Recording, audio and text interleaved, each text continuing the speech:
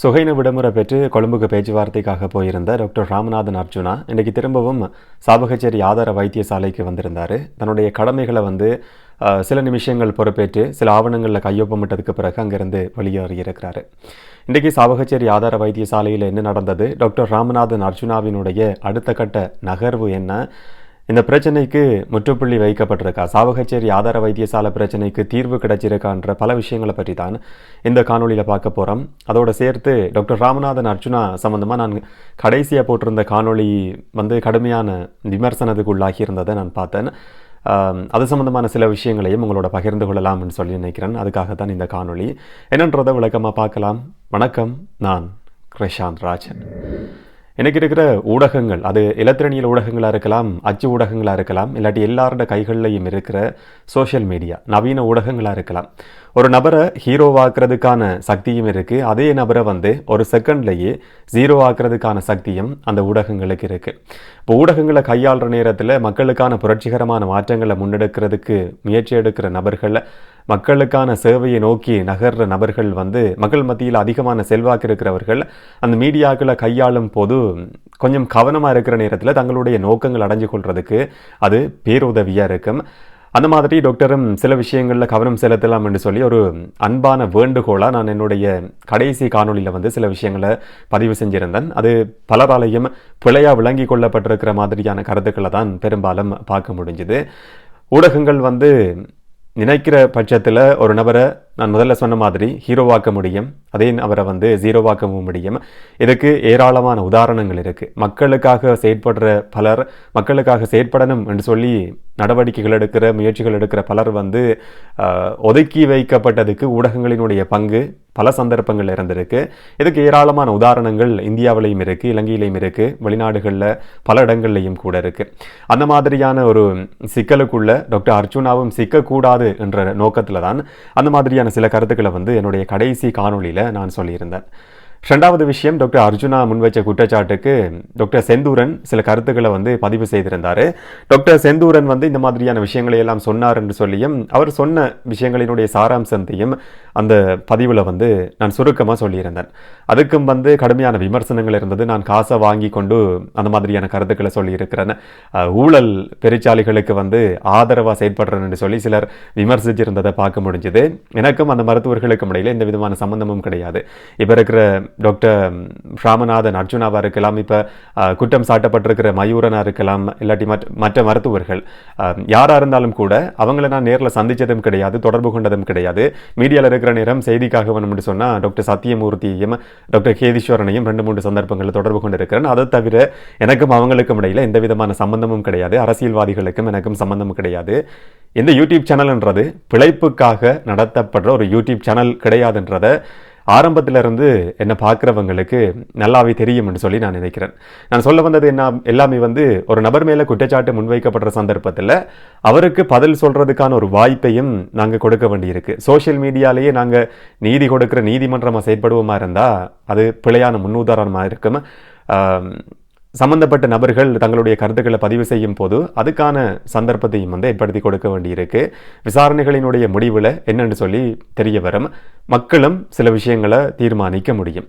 ஆனால் சம்பந்தப்பட்ட நபர்கள் கருத்துக்களை சொல்லும் போது அதை கூட கேட்காத, அதுக்கு இடம் கொடுக்காத ஒரு சமூகமாக நாங்கள் இருப்போமா இருந்தால் தலகுனிய வேண்டிய ஒரு சமூகமாக தான் அது அமையும் என்றது தான் என்னுடைய தனிப்பட்ட நிலைப்பாடு. அந்த 2 கருத்துக்களையும் தான் நான் இதுக்கு முதல் காணொலியில் சொல்ல நினைச்சேன். அதை தான் சொன்னேன்னு சொல்லி நான் நினைக்கிறேன்.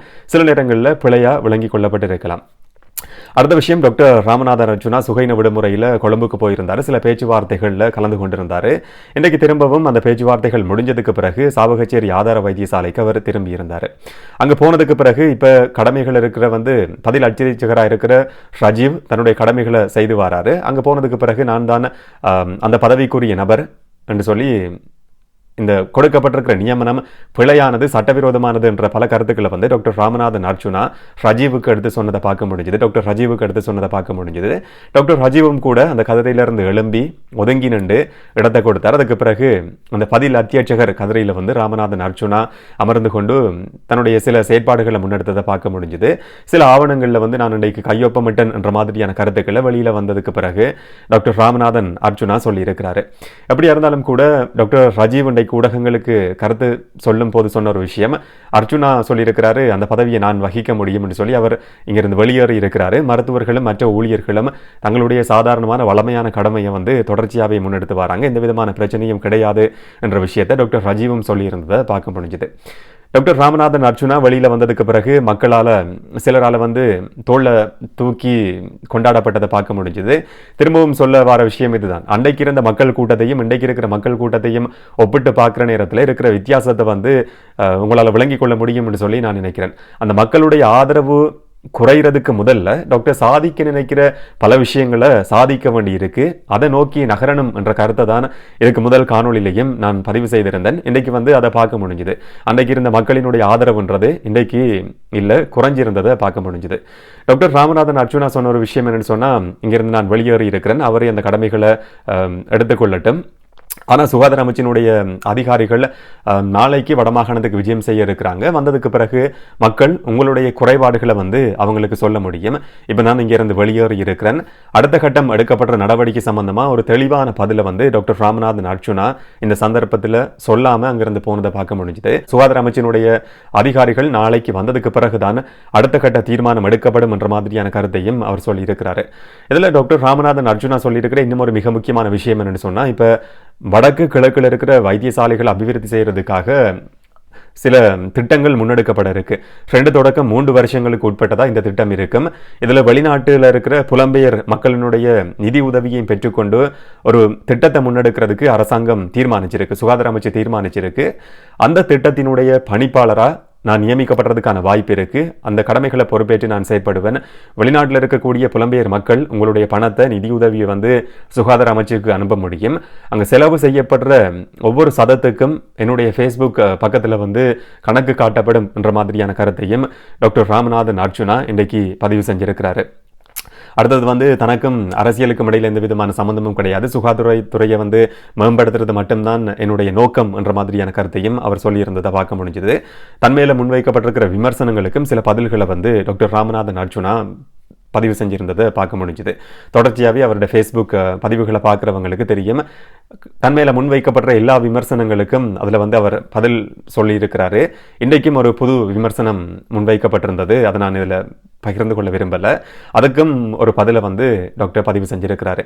அடுத்த விஷயம் என்னென்னு சொன்னால், சுகாதாரத்துறையை மேம்படுத்துறது மட்டும்தான் என்னுடைய நோக்கம், அரசியல் சாயம் பூசுறதுக்கு பலர் முயற்சி எடுத்தாங்க, அதில் அவங்க தோல்வி அடைஞ்சிருக்கிறாங்க. தமிழ் பேசும் மக்கள் என்ற அடிப்படையில் மக்களுக்கான சுகாதார வசதியை ஏற்படுத்தி கொடுக்கறத நோக்கமாக கொண்டு நான் தொடர்ச்சியாகவே பயணிப்பேன் என்ற விஷயத்தை வந்து அவர் சொல்லியிருக்கிறாரு. அடுத்த மிக முக்கியமான இன்னும் ஒரு விஷயம் என்னன்னு சொன்னால், குற்றம் சாட்டப்பட்டிருக்கிற அந்த மருத்துவர்களுக்கு எதிராக ஏதாவது வழக்குகள் பதிவு செய்யப்பட்டிருக்குமா இருந்தால் நான் தலையீடு செய்து அந்த வழக்குகளை பின்வாங்கி கொள்றதுக்கு உதவி செய்வேன் என்ற கருத்தையும் டாக்டர் ராமநாதன் அர்ஜுனா இன்றைக்கு முன் வச்சிருந்ததை பார்க்க முடிஞ்சுது. 2வது விஷயம், விசாரணைகள் நடத்தப்படக்கூடாது என்ற விஷயத்தையும் நான் சுகாதார அமைச்சினுடைய அதிகாரிகளுக்கு சொல்லுவேன். ஆனால் உள்ளக ரீதியில் விசாரணைகள் நடத்தப்படலாம், சிலருக்கு இடமாற்றம் கொடுக்கப்படுறதுக்கான வாய்ப்பு இருக்கு, வின் வின் சிச்சுவேஷன் என்ற அடிப்படையில் இதை நாங்கள் எடுத்துக்கொள்ள முடியும் என்ற கருத்தையும் வந்து அவர் சொல்லியிருக்கிறாரு. மக்கள் கேட்ட மாற்றம்ன்றது இது கிடையாது, அங்கே மிகப்பெரிய ஒரு ஊழல் மோசடி நடந்திருக்கு என்ற குற்றச்சாட்டு முன்வைக்கப்பட்டிருந்தது. அடுத்த வடமாகாணத்தில் டாக்டர் கேதீஸ்வரனால போதைப்பொருள் மாத்திரைகள் பாடசாலை மாணவர்களுக்கு விற்பனை செய்யப்பட்டது என்ற மிக பாரதூரமான குற்றச்சாட்டு முன்வைக்கப்பட்டிருந்தது. இப்போ டாக்டர் ராமநாதன் அர்ஜுனாவை சொல்லியிருக்கிறாரு, சில குற்றச்சாட்டுகள் சம்பந்தமாக விசாரணைகள் நடத்தப்படக்கூடாது என்ற மாதிரியான கோரிக்கையை நானே முன்வைப்பேன், சில வழக்குகள் பதிவு செய்யப்பட்டிருந்தாலும் அதை பின்வாங்கி கொள்றதுக்கு நான் உதவி செய்வேன் என்ற மாதிரியான கருத்தையும் அவர் பதிவு செஞ்சிருக்கிறத பார்க்க முடிஞ்சுது. எல்லா மருத்துவர்களும் ஒன்றா சேர்ந்து பயணிப்போம், மக்களுக்கான ஒரு சேவையை கொடுப்போம். இதில் இருக்கிற ஒரு சில கருப்பாடுகள் தான் காரணம், பெரும்பாலான மருத்துவர்கள் நல்லவர்கள் இருக்கிறாங்க, மக்கள் அதை பிழையா விளங்கிக் கொள்ளக்கூடாது, இது மருத்துவர்களுக்கு எதிரான போராட்டம் கிடையாது, ஒரு சிலருடைய செயற்பாடு தான் பிரச்சனைக்குரியது என்ற விஷயத்தையும் டாக்டர் ராமநாதன் அர்ஜுனா இன்றைக்கு திரும்பவும் தெளிவுபடுத்தி இருந்ததை பார்க்க முடிஞ்சுது. மக்களும் தெளிவடைய வேண்டிய ஒரு விஷயம் இதுதான் சொல்லி நானும் நினைக்கிறேன். இந்த சம்பவத்தை பொறுத்த வரைக்கும் இதுவரைக்கும் வெளியாகி இருக்கிற தகவல்களின் அடிப்படையில் டாக்டர் ராமநாதன் அர்ஜுனா வெற்றி அடைஞ்சிருக்கிறாரா, தோல்வி அடைஞ்சிருக்கிறாரா, சாவகச்சேரி மக்கள் வெற்றி அடைஞ்சிருக்கிறாங்களா, தோல்வி அடைஞ்சிருக்கிறாங்களா, இந்த போராட்டம் வெற்றியா தோல்வியா, உங்களுடைய கருத்து என்னன்றதை கமெண்ட்ல பதிவு செய்யுங்க. இன்னும் ஒரு காணொளியிலே இன்னும் ஒரு தகவலோட சந்திக்கலாம். வணக்கம்.